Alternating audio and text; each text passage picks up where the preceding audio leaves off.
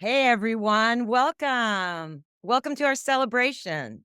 We're here to celebrate reaching 10K and tell some stories. Thank you for being here. I'm usually the face of this channel, and Scott is in charge of everything that's behind the scenes. Yep. We started this channel a little less than 6 years ago, and we didn't know if anyone would watch. We didn't know if anyone would care. But here we are. We hit 10K, and we really are on a mission to make design, and especially great design, radically more accessible. So Scott's going to share some stories about why we care so much about this and some of the struggles that we hit and overcame that really led us to where we are today. Yeah. So I went to Stanford a long time ago and I really fell in love with product design there. The product design program was really cool. There's a visual thinking class there that I co taught. Stanford was the origin of design thinking. Probably a lot of you have heard of it. And I really fell in love with the idea that there was a process for creating products. So later on, I created my first game. I became a game designer. And I knew from talking to my friends that I needed to user test my game. So I did. I built a version of my game and tried it out on people. But here's the thing, I didn't know any better. So I just started building the final product. And 5 years later, I had tested it with several dozen people and it came out fine, but it took way too long because I was missing a piece of the puzzle, which was that you have to build a much simpler prototype. So that's one mistake. And a lot of technical founders we work with make that mistake because they're so focused on building. The other thing I've run into for design is I've worked at companies where I was doing research. And long story short, I did some nice research, but that was siloed separate from design. Please tell the detailed story of when you were doing research, what happened that it got siloed. I was working at an education company and we were developing a game for teaching arithmetic to young kids. The specific topic was fractions. Turns out that's one of the places where kids really have trouble. I applied game thinking because this was while we were working on our method. And I interviewed teachers to find out what the problems were. And I found that people had methods, but everything failed. Nobody has an effective way to teach fractions. So I needed to really do some basic research. I ran studies. We had a team that brought in kids. I did paper prototyping because that's what we teach so that I could do it very quickly, make a prototype, test the next day, change it. And we videotaped all the sessions. But here's what happened. The company was run by a guy whose main focus was marketing. So rather than listen to results of the testing, he tried to use testing as a showcase to demonstrate that things were successful. He really didn't want to hear about failures. That kills research. We had a great research lead, but the company wasn't able to absorb that. At that time, the designer wasn't even hired. I had to hand off reports, and boy, that didn't work. So that's what happened. So you were at Stanford Yeah. during the birth of design thinking. Yeah. Yeah. Essentially, you interacted with the folks who founded IDEO. You co-taught a design thinking course. You fully absorbed design thinking. You loved it. By the way, how many people out there have absorbed and used design thinking? Well, I'll say I sure have. Plunged in, absorbed it, used it. There's so much good in it, but Yeah. there's limitations. Like, so you're articulating the limitations and then what you did about it. The outline of design thinking is fantastic. Do research, do prototyping, test it on people, iterate, but it is missing a lot of the specifics. Like, who do you listen to? And how do you turn what you observe into designs that you use? Right. And so what did you learn working in gaming, working on Tetris and Yeah. Bejeweled and all these educational games? What did you learn that took you beyond design thinking and gave you tactics that would get to product market fit? The thing that game designers know, it's certainly there in Tetris, is there's a sense of making progress. In Tetris, you achieve a certain score and your motivations always get to the next level where pieces drop faster. And that sense of making progress is what all games have, and it's what is missing from many products. I never saw that in a design thinking course. That's a new idea. That's why we created game thinking, because game designers know that, and it's really useful to other people. Right. So there's 3 tactics that we developed beyond design thinking. So to recap for all of you. 1, who you talk to matters. Who you do your research on matters. And finding a small group of high need customers who are looking for a solution and actively evaluating alternatives turns out to be a much faster way to get your answers, especially if you're a startup or you're bringing any new idea to life. So we call them super fans. Mike Maples just wrote a book called Pattern Breakers, and he calls them your tribe of true believers. And you'll see this advice a lot throughout Twitter sphere and entrepreneurs and investors. They'll talk about the wedge, the market wedge, the tiny group of high need customers. Finding them is actually tricky, and we've perfected techniques to help people find them quickly. So that's one. The second is progress. And one of the reasons that we gravitated so much to the jobs to be done framework, especially Bob Mesta, who's our buddy and has been on our channel multiple times, is that they talk about making progress too. That's one of jobs to be done really brought the idea of your customers trying to make progress into the foreground of design. But in general, they were talking about solving a specific problem, whereas game design style progress builds over time. So by day 30, you're doing something deeper and more interesting than you were doing on day 1. Not flat progress, but giving it a build. The third thing is the idea of a core loop. In gaming, the core loop is the thing you do over and over again that has to really be perfected and work well because everything else sits on it. And for re-engagement, if you're trying to drive retention, thinking about what's the habit, what's the core loop, what is it your customer is going to do over and over again on, say, day 30 or day 60? Bringing that in along with progress is very powerful. And I'll talk about that in a minute. And then the fourth thing, which really was later, and we don't talk about it all that much in our book, Game Thinking, but it's a cornerstone of our updated methodology, the product breakthrough method, is journey storyboarding. And over the years, one thing we've learned over and over again, and I'd love for Scott to tell a story about this. I'd love to tell one as well. We keep learning about the power of low fidelity. Love high fidelity, beautiful design, just like anyone. I come out of a UX background. Cranking out high fidelity designs for people to evaluate and test is something I'm really familiar with. And I love it. And it's very satisfying if you're a designer, getting everything just right. And I remember years ago, I hired a guy from RISD, Rhode Island School of Design, as a designer, and we had a bunch of ideas. And he came back to me after thinking about it with a bunch of rough sketches. And I was like, didn't you put any work into this? That was what I thought because I was naive.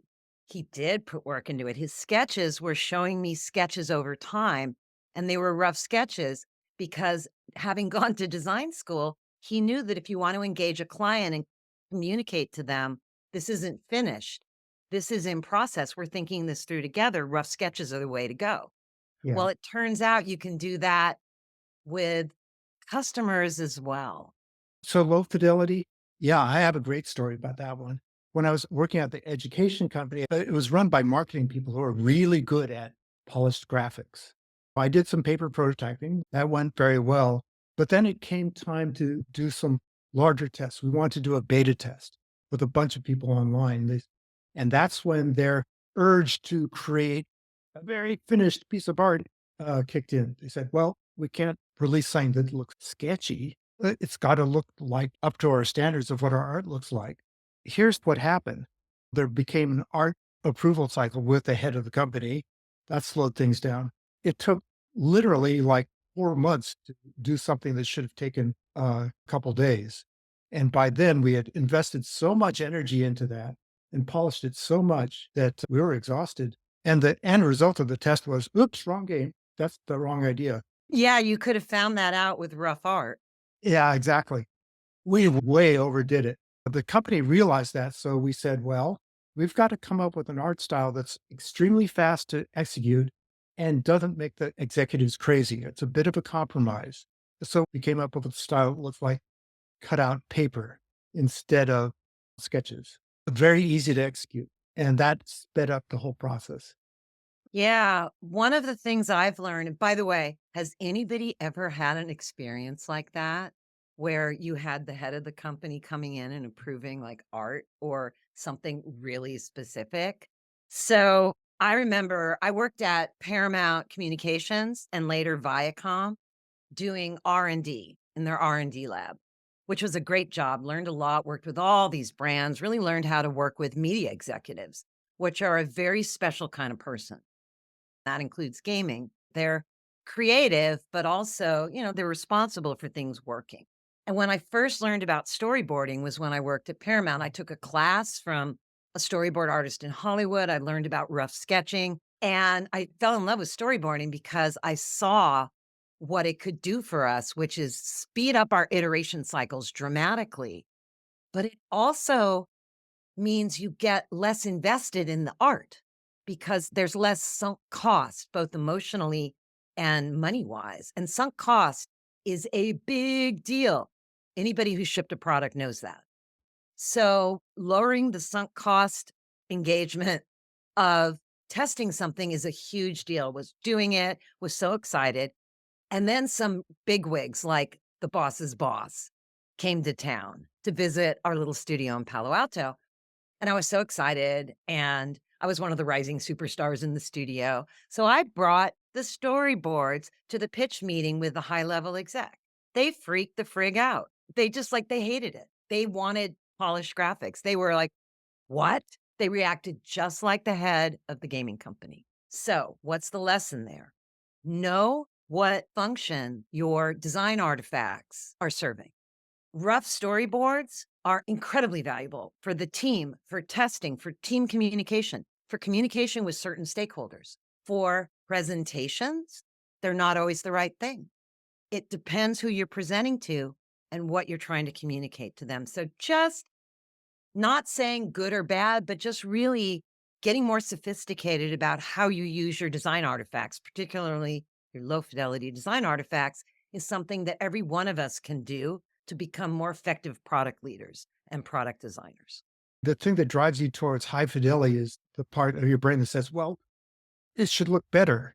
That's the right instinct when you're delivering a finished product, but it's the wrong instinct earlier.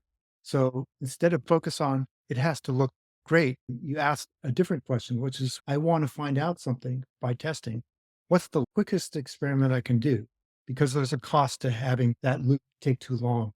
Exactly. And when you're someone who considers that you have taste and you've developed your taste, it's really hard to do, but it's a superpower. So I'm going to now give you an overview of our new programs and a sneak peek of a not yet public page. And to my nerdy little heart, that's very exciting. For those of you not familiar with me, here's a little bit about my background. And I think the thing to know about me is I've shipped a lot of things, a lot of games, a lot of products, and things get really different when you ship. How many of you have shipped? Because if you've shipped, you know what I'm talking about. And we help three kinds of companies: startups, game studios, and global brands build high retention experiences using the techniques that we've just been telling you stories about. Now, you've all heard of Pixar, right? We love Pixar. They just keep doing it. Inside Out 2. Have you guys seen Inside Out 2? We laughed, we cried. I mean, it's amazing. Well, Pixar spends years developing and testing ideas with low fidelity storyboards before they go to production. It's part of why they're so good. They've learned this. Well, what if you spent a few weeks prototyping and testing your journey? Not years, just a few weeks. What would happen to your product, to your game, to your service if you did that? What would you learn from that experiment? And what if you did this not with your product as the star, which is what UX storyboards are? Your product's the star. But what if you storyboarded your customer as the main character in their own story and your product is a supporting player? What if you did that? What would your team learn? What would you learn? What would happen when you tested that with customers? Well, You can do this with customer journey storyboards. And this is the main innovation that we've been working on to make this radically easier to do. Customer journey storyboards are lo-fi sketches of your 30-day product journey from your customer's point of view. So what's different? Lots of people do storyboards. What's different? You on purpose use a rough art style, including your UX. You simplify the UX. You don't show everything. This isn't a finished Figma screen. It's showing the important things. And you cover the 30-day experience, not just solving one problem, but their experience over time. Now, if you've ever made a customer journey map like this, you're looking at retention through a marketing lens. We love customer journey mapping, but it's pretty much about marketing and about marketing touch points. It's not about game design. But what if you looked at retention through a game design lens? You talk about your core habit loop. You talk about making progress over time.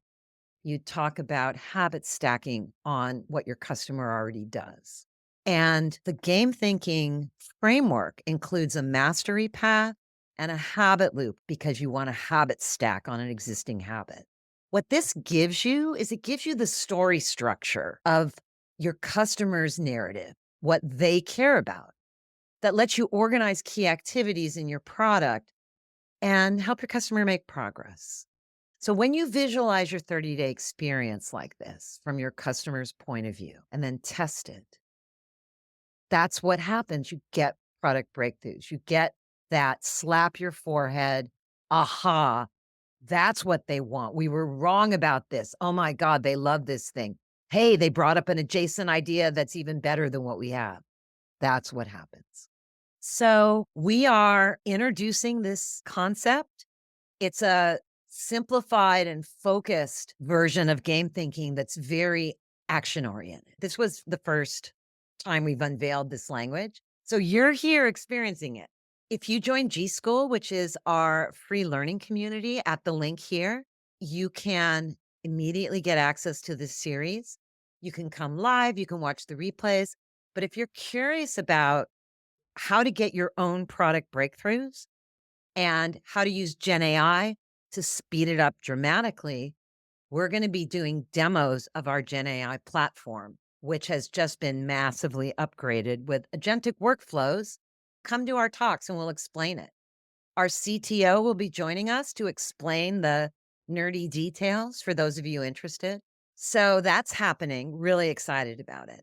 If you are interested in how to find your high need superfans quickly so that you can get to product market fit and design for the right people and get insights from the right people, we'll cover that. If you want to understand how to design your customer journey around a habit loop using our Gen AI platform to speed it up, we'll cover that. And most exciting, we're going to show you how to auto-generate a storyboard of your customer journey that you can then tweak and edit and make a full draft of it with Gen AI. One of the things I'm so excited about is this piece, and I'll tell you why. This is a game changer. All of these are game changers, but when we work with customers, get to the point where we storyboard the journey, the thing I hear most often is, oh my God, I wish I'd done this 6 months ago. This is amazing. I can't believe we learned this from rough storyboards. Hear that over and over again, but you know what? It's kind of hard to do. You have to write story beats and figure out how to do that and figure out how to do sketching. We used to hire sketch artists all the time to do this sketching and sometimes hire a UX person to do the UX.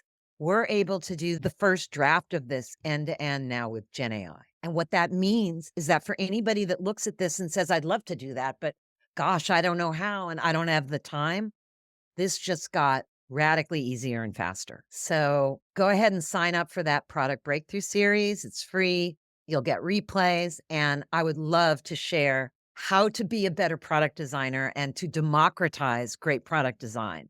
So please join us for that. Now, we also, for those of you who want to go deeper, have a 3-day workshop coming up October 8th through 10th, the Product Breakthrough Bootcamp. We've been running boot camps for about 8 years. This boot camp is shorter and tighter because our system is shorter and tighter. It includes self-paced instruction videos that teach you the basics at your own pace, on your own time.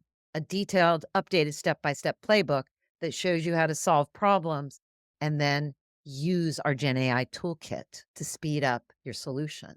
Small group workshop sessions where we will be not just learning, but hands-on using this Gen AI tool to get work done during these workshops.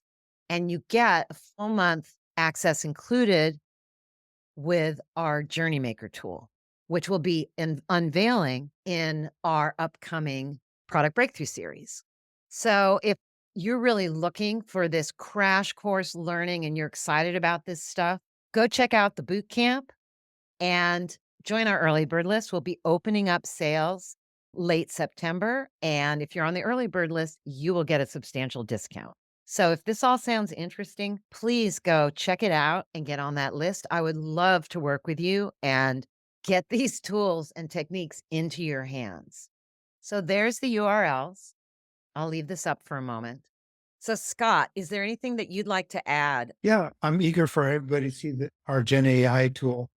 And that brings us to a question. Jack asks, can Gen AI create mock-ups of screens for like a mobile phone? So the answer is there are Gen AI tools that we're exploring right now with some of our private clients out there that do create mockups from text descriptions. And we don't have that built into our tool, but we have cheat sheets for how to do it and then import it into our tool. We're also looking at integrating with tools like Figma and FigJam to let you do your UX in there.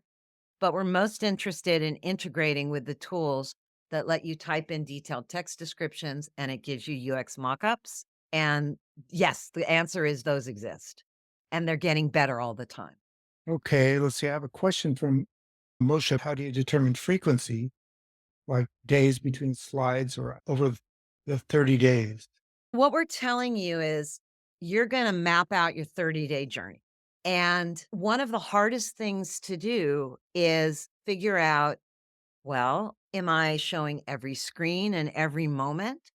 What am I showing over 30 days? So, first of all, you're not showing every screen, you're showing what are called story beats, which are important points of action. So, all the details of logging in and entering your password, unless you're testing that, you can use text to say you log in and then you see this. So that's part of the art of story beats. And our tool now helps you come up with a first pass of story beats that you can then edit with the agentic workflow I mentioned earlier. So that's the story beats part. The other part is day 1, day 2, day 3, day 4. Okay, do I show every day up to day 30? A good rule of thumb is day 1, day 2, maybe day 3, maybe just day 1, day 2, day 7, day 14, day 28. Those are good days. Sometimes people do it more often, but maybe you pick 5 days to showcase over the 30 days or 6 days. Sometimes people really want to test a 7-day free trial, in which case you can test everything up to and then just after the 7-day free trial. So you can stretch and shrink the 30 days to really fit the issues that you're targeting. I did a project with Netflix where they had a 60-day drop off that they were struggling with, and all their techniques that they had internally, which were many and very impressive, couldn't solve this problem. And so we modeled it as extended onboarding and mocked up, everything leading up to 60 days. And we figured a lot out. A lot of it was from testing people and learning really what was going on with them. But I would say 5 to 6 days spread out over the 30, and you don't have to end right at 30, but what you want is you wanna say, "What's different on day 28 than on day 1 or 2?" And then fill in between, show how they got there. That's a more advanced technique, but Moisha, you're more advanced, so I think you can handle it. So I hope I see you all in Gschool. That's gamethinking.io/Gschool. That's where we're going to be sharing and demoing our new Gen AI platform. And it's open to everybody, but I will say if you are a technical founder and you're great at building and you appreciate the power of building and you really want to make sure you're solving the right problem for the right people, this is for you. I want to close with one last story. Recently, I worked with this amazing team, and they're in the faith based software space, interesting space, and they're building software to help churches run more effectively. They initially were targeting small group leaders. They were all small group leaders at their church, and they knew the problems firsthand. That's really strong. Solve a problem you know firsthand. But they overbuilt. They thought they'd validated their problem, but they mostly just talked to a few friends who said, cool idea. And they overbuilt and people weren't using it. They had run out of their seed money. They were really struggling to figure out what was going on. So we did a product breakthrough sprint together, which you'll learn about in our upcoming meetings. And they recruited their target. They recruited adjacent markets to their target, did a bunch of interviews, did storyboards, showed them storyboards. And they found out that there was only lukewarm interest in what they were building for the group leaders, plus no sense of being able to pay for it. They didn't really have budget or know where budget would come from. And they found this out after building out the whole thing. And it was a dark night of the soul. You know, we work with startups and product leaders and founders.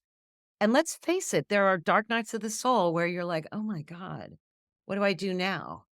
I've been there with our startup. I know Scott has too. So we hit this dark night of the soul that, oh my God, they just like that. We invalidated our idea. But then they started getting inbound from church leaders they knew at mega churches who needed software to close the prayer loop. Turns out you can like submit prayers. If any of you go to church, maybe you ask the leaders at the church, the intercessors who are lay leaders or the official leaders to pray for you.